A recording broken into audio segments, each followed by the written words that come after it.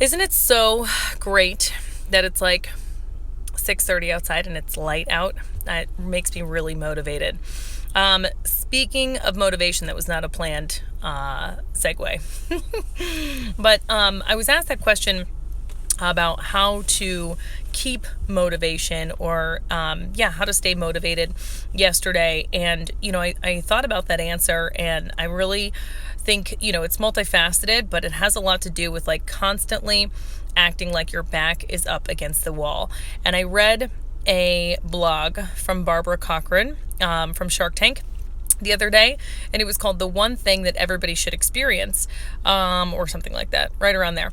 And it said the answer was poverty.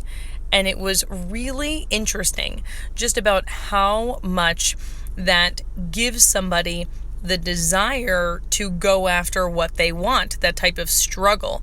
And obviously nobody really likes people struggling, or nobody really likes to struggle.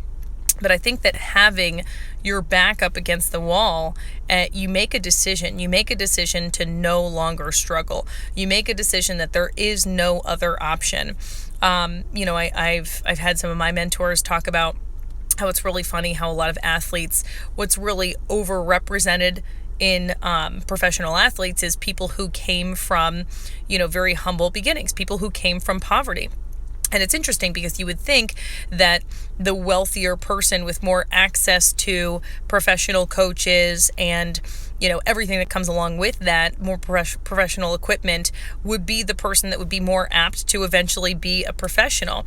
And yet, they're not, really, statistically speaking. And it's because when somebody has their back up against the wall, they work and they act, and their actions match their words. Like, they absolutely have no other option. And so reading Barbara Corcoran's blog, I was like, that is so true. Because when I've experienced that myself, I worked so hard because I was like, I know what I don't want. Now I have to create what I do want. Goes back to what we were talking about the other day about what you focus on every single day, what you want or what you don't want. So this person asked me that. I was talking about, are you really acting like your back is up against the wall every single day? Or do you act like you have options? And if you act like you have options, you'll always be going in a lot of different directions. You'll always be taking a couple steps backward and, or a couple steps forward and one backward.